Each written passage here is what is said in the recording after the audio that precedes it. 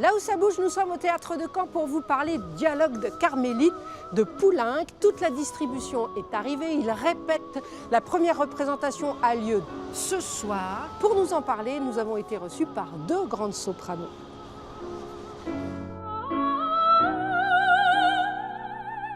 Sabine. Ah ben salut. Enchantée. Moi aussi. Bienvenue. C'est gentil. Sabine Devielle et Élodie H nous ont reçus lors de la dernière répétition générale. Et nous sommes avec Élodie H qui remplace au pied levé, je pourrais dire, Patricia Petitbon pour son rôle dans le Dialogue des Carmélites. Patricia Petitbon, étant la compagne de Didier Locoud, n'assurera pas les concerts ici à Caen. C'est pas facile de reprendre au pied levé. Vous connaissez la partition, bien sûr. Je connais bien la partition. Je l'ai fait il y a un an à l'Opéra de Saint-Étienne. Voilà, c'était une autre mise en scène, mais voilà, donc j'ai le rôle que je connais bien, que je possède bien, et dont je me rappelle très très bien. Voilà. Donc là, la difficulté, c'est la mise en scène. Oui, parce que je la connais pas, mais après les placements, je les ai moi beaucoup étudiés toute seule, et d'ailleurs on a fait un petit visuel ce matin, et il n'y a aucun souci sur ça. Et mes collègues se rendent disponibles cet après-midi pour pour voir une fois la mise en scène, donc ce qui est très gentil à eux, malgré les circonstances qui sont assez terribles. Et j'ai évidemment une énorme pensée pour Patricia, enfin tout le monde ici.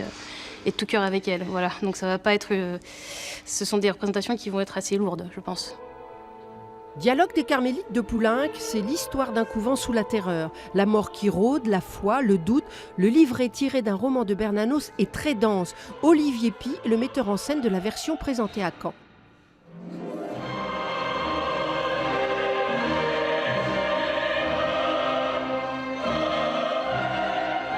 Pour moi, c'est l'une des plus belles productions que j'ai jamais été amenée à faire. C'est un spectacle visuellement splendide.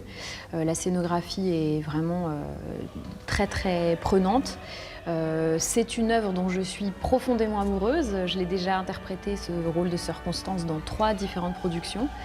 Et celle d'Olivier Py est absolument magnifique. Et surtout le travail sur le jeu d'acteur, sur la façon de charger chacun des personnages dont on comprend les histoires passées.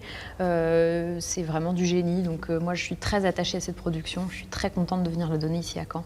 Alors, je profite de la balle que vous me donnez pour parler aussi de ce concert que vous allez donner pour une œuvre, dimanche donc à Notre-Dame de la Gloriette à 17h, pour le syndrome d'Ondine. Alors, c'est quand même une cause qui vous tient à cœur. Oui, ça me tient particulièrement à cœur puisqu'il s'agit d'une maladie que j'ai découverte à travers le sort de mon neveu. Voilà, en fait, je me greffe à un projet de concert qui était déjà existant. J'en suis profondément fière, mais je sais que ce sera un concert de qualité avec ou sans moi. Je suis juste très très émue de faire partie de ce concert puisque déjà c'est de la musique de Mozart. Je suis amoureuse de Mozart et en plus c'est pour servir une très bonne cause qui est donc cette recherche pour le syndrome d'Ondine. Et puis Sabine Devielle est aussi nominée pour les Victoires de la musique vendredi soir sur France 3 pour son disque Mirage. Mirage est un hommage aux compositeurs français du 19e siècle. Je vais travailler avec mes collègues et tout. Super. Je vous souhaite une bonne journée.